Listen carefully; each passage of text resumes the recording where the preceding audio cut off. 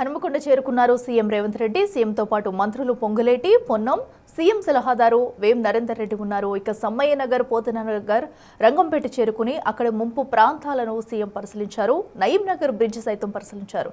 ఇక హనుమకొండ కలెక్టరేట్లో ఏర్పాటు చేసిన ఫోటో ఎగ్జిబిషన్ సైతం తిలకించారు. ఆపై కలెక్టర్ ఇతర ఉన్నత స్థాయి అధికార గణంతో సమీక్ష నిర్వహించారు.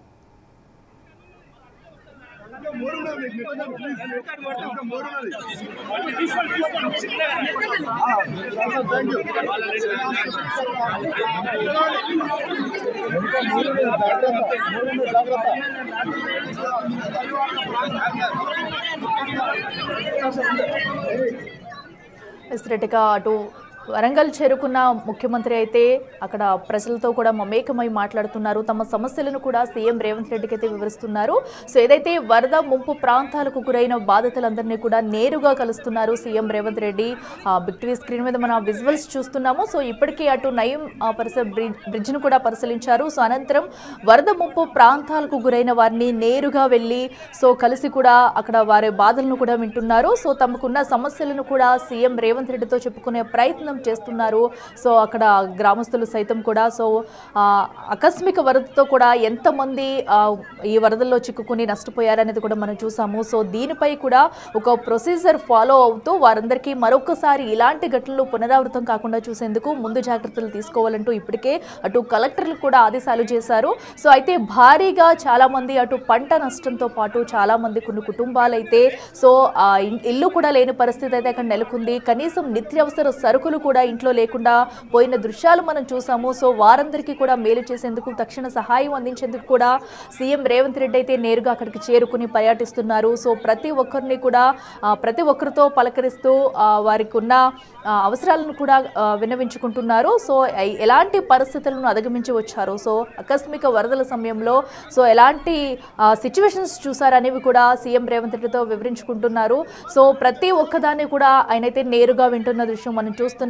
ప్రతి బాధితుడు చెప్పే మాటలను కూడా ఆయన వింటున్నారు. సో అక్కడ వారికి ఏం కావాలి ఏంటి అనేవి కూడా వారైతే ఒక పేపర్స్ రూపంలో అర్జీలను కూడా అక్కడ సీఎంకి అయితే అందిస్తున్నారు.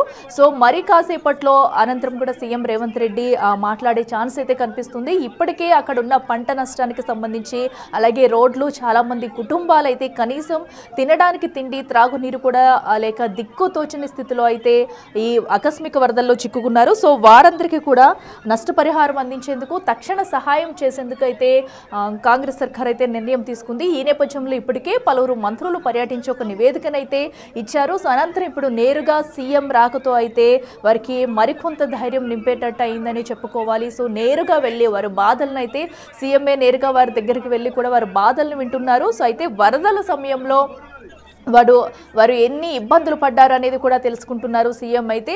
సో నయీం బ్రిడ్జ్ పరిసర ప్రాంతాలను కూడా పరిశీలించారు. బ్రిడ్జ్ దగ్గర ఉన్న సో లోటుపాట్లు ఏంటి, సో ఇప్పుడు అక్కడ రిపేర్ చేయవలసిన పనులేంటి, మరొకసారి ఇలాంటి వర్షాలు వచ్చినా వరదలు వచ్చినా తట్టుకునేందుకు మరొకసారి వరదలు అనేవి కూడా అటు వరంగల్ హనుమకొండ ప్రాంతాల్లో కనిపించకూడదు, ప్రజలకు ఎలాంటి ఇబ్బందులు ఉండకుండా ఎలాంటి జాగ్రత్తలు తీసుకోవాలనే దానిపై క్షుణ్ణంగా పరిశీలించి కూడా ఒక నివేదిక అయితే తయారు చేయనున్నారు. దీనికి సంబంధించి ఉన్నత శాఖ అధికారులకు కలెక్టర్లకు కూడా కొన్ని కీలక ఆదేశాలు అయితే జారీ చేసినట్టు సమాచారం అందుతుంది.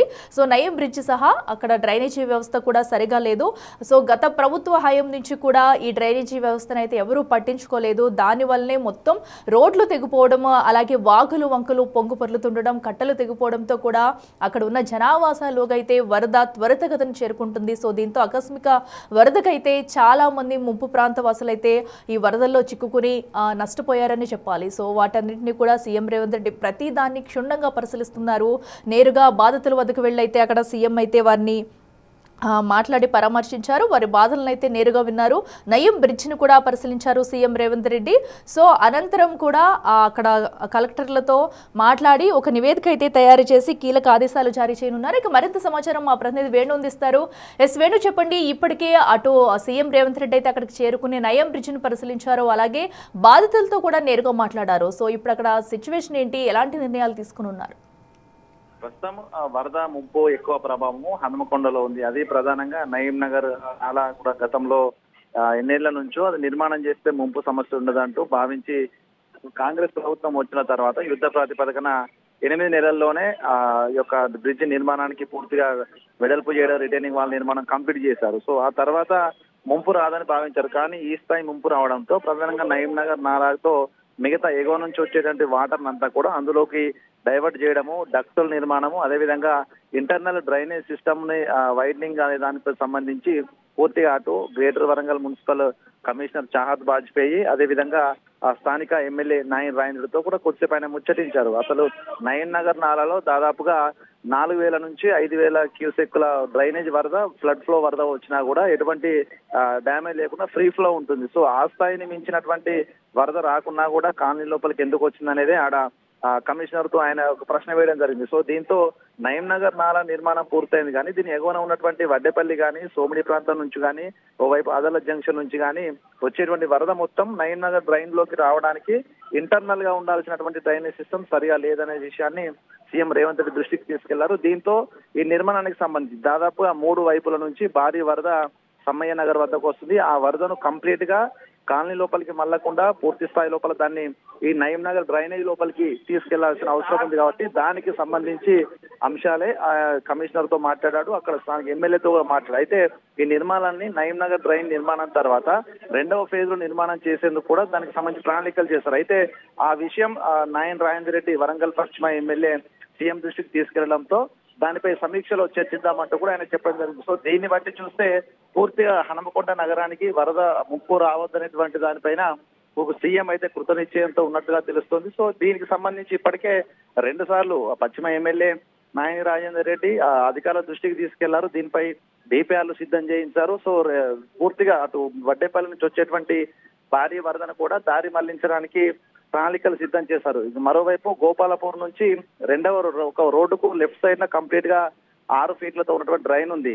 దానికి రైట్ సైడ్ కూడా మరొక 6 నుంచి 8 ఫీట్లతో డ్రైన్ నిర్మాణం చేస్తుంటే సమ్మయ్య నగర్ ముంపు అనేది తప్పే అవకాశం ఉండేది. రామ్ నగర్ కూడా కంప్లీట్ గా ముంపు నుంచి రక్షించబడుతుంది. సో దీనికి సంబంధించి కూడా ప్రణాళికలు సిద్ధం చేశారు. సో ఈ 2 అంశాలపైన ఈ రోజున సమీక్షలో చాలా వరకు సీఎం అధ్యక్షతన జరిగే ఈ సమీక్ష లోపల అప్రూవల్స్ వచ్చే అవకాశం ఉంటుంది. కాబట్టి కంప్లీట్ గా నయీం నగర్ నాలాలు ఎట్లా నిర్మాణం జరిగిందో సో ఆ స్థాయి నిర్మాణాలు అక్కడి వరకు డ్రైనేజ్ సంబంధించినటువంటి ఎగువ నుంచి వచ్చే డ్రైనేజ్, ఫ్లడ్ వాటర్ కానీ సో మొత్తంగా ఈ నయీం నగర్ నాలలోకి వెళ్లేందుకు ఒక ప్రణాళికను ఈ రోజున ఆయన ఫైనల్ చేసే అవకాశం కనిపిస్తోంది. ప్రస్తుతము సమ్మయ్య నగర్ వద్ద దాదాపుగా ఆయన 20 నుంచి 25 మంది బాధితుల నుంచి కూడా ఆయన రిప్రజెంటేషన్ తీసుకున్నారు. దాంతో పాటుగా 8 మంది మహిళలతో మాట్లాడారు. సో వాళ్ళ నుంచి కూడా ముంపుకు సంబంధించి గతంలో ఎట్లాంటి ముంపు వచ్చింది, సో ఆ సమయంలో నీరుని ఎటువైపు మళ్లించాల్సి జరిగే అవకాశం ఉంటుంది, సో ఏ విధంగా చేస్తే ముంపు తప్పించవచ్చు అనేది కూడా ఆయన మాట్లాడారు. సో ఇవన్నీ కూడా పూర్తిగా అధికారులు నోట్ చేసుకోమని చెప్పారు. మరోవైపు అధికారులు ఇచ్చిన నివేదిక ఈ రోజు ఆయన క్షేత్రస్థాయిలో పర్యటించినటువంటి విషయంలో తెలుసుకున్న అంశాలు రెండింటినీ సమీక్ష లోపల ఆయన బేరీజ్ వేసుకునే అవకాశం కనిపిస్తోంది. ప్రస్తుతం వరంగల్ నగరానికి సంబంధించి అటు పోతన నగరు, అదే విధంగా రంగంపేట ఈ 2 ప్రాంతాలు దాదాపుగా భారీ ముంపు కలిగింది. సో ఇదంతా భద్రకాళి నాల నుంచి వచ్చినటువంటి ఫ్లడ్ వాటర్ మొత్తము రంగంపేటను ముంచెత్తింది. మా రంగంపేటతో పాటు పోతన నగర్ అంతా కూడా లోతట్టు ప్రాంతం కావడము, అక్కడ గతం నుంచి కూడా భద్రకాళి చెరువుకు ఆనుకుని ఒక రిటైనింగ్ వాల్ నిర్మాణం చేశారు. 12 మోరీస్ అనే పేరుతోని అక్కడ 20 ఫీట్లతో వెడల్పుతో డ్రైన్ నిర్మాణం చేశారు. అయినా కూడా పోతన నగర్ కంప్లీట్ గా ఈసారి ముంపు గురైంది. సో ఈ సమస్యకు సంబంధించి కూడా ప్రస్తుతం వరంగల్ కు వెళ్తే అక్కడ వరంగల్ 2 ప్రాంతాలను ఆయన సందర్శిస్తారు. అక్కడ కూడా అసలు పరిస్థితి ఏ విధంగా ఉంటుంది, ఎగువ నుంచి వరంగల్ కు ప్రధానంగా ముంపు కానీ ఫ్లడ్ వాటర్ రావడం అనేది ప్రధానంగా అగర్తల నుంచి మొదలవుతుంది. పిల వరంగల్ సంబంధించి ఆ చుట్టూ ఉన్నటువంటి చెరువులు, అక్కడ నుంచి అగర్తల నుంచి వచ్చే వాటరు శివనగర్ ద్వారా పూర్తిగా 12 మూరిల వద్దకు, అక్కడ నుంచి పోతన నగర్, తర్వాత రంగంపేట, భద్రకాళి నుంచి ఓవర్ఫ్లో అయినటువంటి వాటర్ అంతా కూడా రంగంపేట నుంచి కాకతీయ ఫేజ్ 2, అక్కడ నుంచి నాగరం చెరువుకి వెళ్తుంది, కోట చెరువులోకి. సో దీనికి సంబంధించి కూడా ఒక మెయిన్ నాలా అవసరం అనేది ఎప్పటి నుంచో డిమాండ్ ఉంది. సో అక్కడ కూడా ఆయన ఇదే విషయాన్ని స్థానికుల ద్వారా కొంత మాట్లాడి వివరాలు తెలుసుకునే అవకాశం ఉంది. అక్కడ బాధితులతో మాట్లాడము, అక్కడ నుంచి స్థానిక నేతల నుంచి రిప్రజెంటేషన్ తీసుకోవడము. ఈ రోజున 2 నగరాలకు సంబంధించి ప్రధాన మెయిన్ కెనాల్స్, ఒకవైపు డ్రైన్స్, నయీం నగర్ డ్రైన్ కు ఇంట్రా డ్రైన్స్ అటాచ్ చేయడము, అదేవిధంగా భద్రకాళి డ్రైన్ కు కిల వరంగల్ నుంచి వచ్చేటువంటి ఫ్లడ్ వాటర్ ను కానీ డ్రైన్ సిస్టమ్ నుంచి వచ్చే వాటర్ ను కానీ కంప్లీట్ గా ఈ ఇంట్రా సిస్టమ్ ఉపయోగించి ఆ భద్రకాళి నాలాలోకి ఈ ఫ్లడ్ వాటర్ వెళ్లే విధంగా ఈ 2 కనుక చేస్తే వరంగల్ హన్మకొండలకు ముప్పు తప్పుతుంది. కాబట్టి అక్కడ వరంగల్ సంబంధించిన బాధితులతో కూడా మాట్లాడి రెండు చోట్ల అసలు పరిస్థితి ఎట్లా ఉంది, ఏ విధంగా చేస్తే ముంపు సమస్య తగ్గిస్తారనేది పూర్తిగా ఆయన సమీక్షలో మాట్లాడబోతున్నారు. ప్రస్తుతం అయితే వరంగల్లోని పోతనగర్ కు సీఎం కాన్వాయ్ బయలుదేరింది. అక్కడ ముంపు బాధితులతో మాట్లాడి సో రెండు చోట్ల ఆయన తెలుసుకున్నటువంటి ఆ ఫీడ్బ్యాక్, అదేవిధంగా ప్రజల నుంచి వచ్చినటువంటి వినతులు, అక్కడ ఉన్నటువంటి వాస్తవ పరిస్థితులు ఇవన్నీ కూడా అధికారులు ఇచ్చేటువంటి నివేదికతో ఆయన టాలీ చేసుకోవడం, ఆ తర్వాత సమీక్ష జరిపిన తర్వాత మంత్రులు కూడా ఉన్నారు. స్థానిక మంత్రులు కొండా సురేఖ ఉన్నారు, సో ఇన్ఛార్జి మంత్రి పొంగులేటి ఉన్నారు. సో వీళ్ళ సమక్షం లోపల ఆయన అధికారులు సిద్ధం చేసిన నివేదికను, స్థానికంగా ఉన్న వాస్తవ పరిస్థితులను కూడా దాదాపు గంటకు పైగా ఆయన సమీక్ష జరపబోతున్నారు. ఇక్కడే ఓవైపు తక్షణ సహాయం ప్రకటించడం, మరోవైపు వరంగల్ కు శాశ్వత ప్రాతిపదికన ఎటువంటి ఇబ్బంది లేకుండా ఏం చేయాలనే దానిపైన కూడా ఒక యాక్షన్ ప్లాన్ విడుదల చేసే అవకాశం ఉంది. అఖిల అటు ఇళ్లతో పాటు కూడా ఆకస్మిక వరదలతో పాటు అటు రైతులు కూడా తీవ్రంగా నష్టపోయారు. పంట పొలాలు కూడా ఎటు చూసినా కూడా మొత్తం నేలకూరగాయి. మరి రైతులను ఇప్పుడు ఆదుకునేందుకు ఎలాంటి చర్యలు తీసుకొని ఉన్నారు? సో అటు పంట పొలాలను కూడా పరిశీలించే అవకాశం ఏమైనా ఉందా? అంటే ప్రధానంగా పంట పొలాలు ఎయిర్ రివ్యూ ద్వారా ఆయన కరీంనగర్ సంబంధించినటువంటి హుస్నాబాద్ కాన్స్టిట్యున్సీ లోపల ఆయన పూర్తి స్థాయి నివేదికను సిద్ధం చేసుకున్నారు. అదేవిధంగా దానికి సంబంధించి అగ్రికల్చర్ శాఖతోనే ప్రాథమిక నివేదిక 4 లక్షల పైగా ఎకరాలు మొత్తంగా ఓవరాల్ తెలంగాణ వ్యాప్తంగా ఈ మోంతా తుఫాన్ వల్ల వచ్చిన నష్టంపై ఒక ప్రాథమిక నివేదిక ఉంది. అయితే ఈ పంట నష్టానికి సంబంధించి భవిష్యత్తులో ఎటువంటి యాక్షన్ ప్లాన్ ఉండదు, కానీ పంట నష్ట పరిహారం ఇవ్వడం ఒకటే దానికి సొల్యూషన్ కాబట్టి దానిపైన కూడా మంత్రులతో ఆయన టెలికాన్ఫరెన్స్ లో మాట్లాడారు. నిన్న వీసీ వీడియో కాన్ఫరెన్స్ లో అందరితో మాట్లాడడం జరిగింది. దానిపైన ఒక స్పష్టమైన ప్రకటన ఇచ్చే అవకాశం ఉంది. సో పంటకు సంబంధించి వరి పంటలు పూర్తిగా హార్వెస్టింగ్ స్టేజ్కి వచ్చిన తర్వాత కంప్లీట్ గా పెట్టుబడి టైం అంతా కంప్లీట్ అయింది. హార్వెస్టింగ్ స్టేజ్ లోనే అది పూర్తిగా నేలపాలైంది. ఇక పత్తి పంట పూర్తిగా ఇప్పటికే సగం పైగా పెట్టుబడి పెట్టారు. సో మళ్ళీ ఇంకా దాదాపు మరొక నెల 15 రోజుల సమయం పత్తి ఉంటుంది. సో అంటే దిగుబడి మళ్ళీ వచ్చేటువంటి 2 సార్లు వచ్చేటువంటి అవకాశం ఉంటుంది. కాబట్టి పూర్తిగా వరికి మాత్రం 100% నష్టపరిహారము, పత్తికి కానీ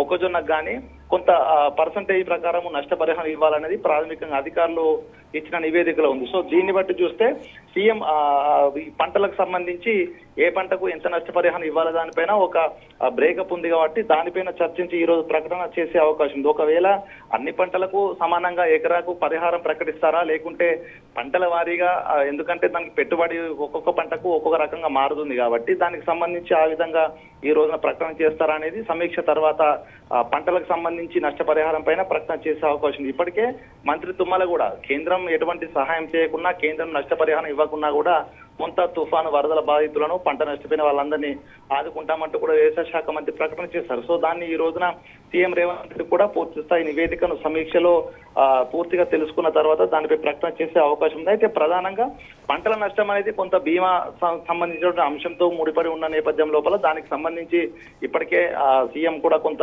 సూచన ప్రాయంగా నష్టపరిహారం సంబంధించి ప్రకటన చేసే అవకాశం అయితే కనిపిస్తోంది. మరోవైపు ప్రధానంగా ఇల్లు కోల్పోయి ప్రైవేట్ వ్యక్తులకు సంబంధించారు. ఇల్లు కోల్పోవడం కానీ, నిత్యావసరాలన్నీ కూడా డ్యామేజ్ కావడము, కొంతమందికి చెందినటువంటి వాహనాలు పూర్తిగా, ఎందుకంటే ఉపాధి కల్పించేటువంటి వాహనాలు 4 వీలర్స్ డ్యామేజ్ అయిన పరిస్థితి ఉంది కాబట్టి దీనికి సంబంధించి ఒక క్రైటీరియాను తీసుకొని ప్రత్యేకంగా సర్వే చేయాలంటూ కూడా అధికారులకైనా ఆదేశం ఇచ్చే అవకాశం ఉంది. గ్రేటర్ వరంగల్ పరిధిలోనే మొత్తంగా డ్యామేజ్ ఉంది కాబట్టి మున్సిపల్ శాఖ అధికారుల ఆధ్వర్యంలో ఒక కమిటీలు టీమ్స్ ఫామ్ చేసి వ్యక్తిగతంగా ఇల్లు డ్యామేజ్ అయ్యి దాదాపుగా అటు ప్రభుత్వానికి సంబంధించినటువంటి విభాగాలకు సంబంధించి డ్యామేజ్ ఉంది. ఓవైపు పంచాయతీరాజ్ శాఖ, మున్సిపల్ శాఖ, మిషన్ భగీరథ శాఖ, ఐఎన్పి మన ఆర్ఎండ్బి శాఖకు సంబంధించినటువంటి డ్యామేజ్లు, ఇరిగేషన్ శాఖకు సంబంధించి. సో ఇదంతా డేటా ఉంది. కానీ వ్యక్తిగతంగా వరద బాధితులు కోల్పోయినటువంటి డ్యామేజ్, వాళ్ళు ఆర్థికంగా నష్టపోయిన వివరాలు ఇప్పటి వరకు అధికారులు తీసుకోలేదు. సో దీంతో ప్రస్తుతం వరద బాధితులతో సమ్మయ్యనగర్ వద్ద సీఎం మాట్లాడినప్పుడు కూడా మేము పూర్తిగా నష్టపోయాము, ఏం మిగలేదంటూ వాళ్ళు కూడా సీఎం దృష్టికి తీసుకెళ్లారు. సో దీంతో ఆయన వ్యక్తిగత సర్వే చేయాలి, కుటుంబానికి అసలు ఎంత నష్టం జరిగిందనే దానిపైన కూడా సర్వే చేయాలన్నటువంటి ఆదేశాలు కూడా ఇచ్చే అవకాశం. ఎందుకంటే తాను వరద బాధితులందరికీ మాట్లాడిన సమయం లోపల నేను మీకు అందరికీ హామీ ఇస్తున్నాను, ఎవరు ఇబ్బందులు పడద్దు, నేనున్నానంటూ ధైర్యం చెప్పే ప్రయత్నం చేశారు. దీన్ని బట్టి చూస్తే తక్షణ సాయం అనేది అంశం పక్కన పెడితే ఆయన వ్యక్తిగతంగా ఒక్కొక్క కుటుంబానికి ఎంత నష్టం జరిగింది అనేటువంటి బ్రేకప్ కూడా తీసుకోవాలనేటువంటి ఆలోచనలో ఉన్నారంటే తన మాటల్లో తెలుస్తుంది. సో దీన్ని బట్టి చూస్తే మున్సిపల్ అధికారులందరినీ కూడా సర్వేలు చేయించి పూర్తిగా ఇంటింటికి ఒక ఇంటిని యూనిట్ గా తీసుకుని డ్యామేజ్ ఎంత అయిందనేది లెక్క కట్టి వాళ్ళకు పరిహారం ఇచ్చేందుకు మున్సిపల్ శాఖ అధికారులకు కొంత ఆదేశాలు ఈ రోజున జారీ చేసే అవకాశం ఉంది. ఎందుకంటే ఈసారి భారీ స్థాయిలో దాదాపు 15 ఏరియాలు కంప్లీట్ గా నీట మునిగాయి, 150 కాలనీలు మునిగాయి. అందులో దాదాపు 40 కాలనీ లోపల డ్యామేజ్ 100% ఉంది. అంటే ఈ యొక్క సర్వే చేయడానికే దాదాపు నెల సమయం పట్టే అవకాశం ఉంటుంది. కాబట్టి దీనికి ఈ డ్యామేజ్ కి అందించే పరిహారానికి సంబంధించి ఆయన కొంత విధి విధానాలు సిద్ధం చేసి అదేవిధంగా యాక్షన్ ప్లాన్ కూడా ప్రకటించే అవకాశం ఉంది. ప్రధానంగా 3 అంశాలు: ఓవైపు రైతులకు పంట పొలాల నష్టానికి సంబంధించి అందించే పరిహారం అంశము, రెండో వైపు తక్షణ సాయం కింద సో ఇళ్లలో పూర్తిగా వస్తువులన్నీ డ్యామేజ్ అయ్యి కట్టుబట్టలతో బయటపడి ప్రస్తుతం బ్రతుకు ఏ విధంగా ఉంటున్నటువంటి దీనస్థితిలో ఉన్నటువంటి ముంపు బాధితులకు ఈ ఇద్దరికే కాకుండా శాశ్వత ప్రాతిపదికన అయినటువంటి డ్యామేజ్లు మరోసారి రాకుండా ఉండేందుకు యాక్షన్ ప్లాన్, అంటే ఈ డ్రైనేజ్ సిస్టమ్ కావచ్చు, ఫ్లడ్ వాటర్ సిస్టమ్ కావచ్చు, ఇవన్నీ కూడా భవిష్యత్తు జరగకుండా ఉండేందుకు ఎటువంటి యాక్షన్ ప్లాన్ తీసుకోవాలి, దానికి సంబంధించి పరిపాలన ఉత్తర్వులు కావచ్చు, లేకుంటే అండర్ గ్రౌండ్ డ్రైనేజ్ విద్యుత్ ప్రాతిపదికన నిర్మాణం చేయడం కావచ్చు, దీనికి సంబంధించి కూడా ప్రభుత్వం నుంచి తీసుకోవాల్సిన చర్యలు. సో ఈ మూడింటిపైనే ప్రధానంగా ఆయన ఇలా ఫోకస్ చేశారు. కాబట్టి ఈ డ్యామేజ్ కు సంబంధించి వరద బాధితులు మాట్లాడిన తర్వాత ప్రస్తుతానికి ఆయన ప్రకటన అయితే చేసే అవకాశం ఉంది. ప్రధానంగా ఈ వర్క్లకు సంబంధించి గత ప్రభుత్వ హయాం నుండి కూడా ఆ గతంలో ఉన్న సీఎం కేసీఆర్ సీఎం గా ఉన్నప్పుడు కూడా నయీం నగర్ నాలా నుంచి కలిపి ఇంట్రా డ్రైనేజ్ చేస్తామని చెప్పారు. సో అవన్నీ పెండింగ్ లో ఉన్నాయి. కాబట్టి ఆ పనులన్నిటికీ కూడా ఈసారి మోక్షం కలిగి పూర్తిగా వరద ముంపు నుంచి వరంగల్ తప్పించుకునేందుకు ఒక యాక్షన్ ప్లాన్ ఈ రోజు ప్రకటన ఉండే అవకాశం అయితే ఉంది. అట్లా రైట్ వేణు, థ్యాంక్ యూ.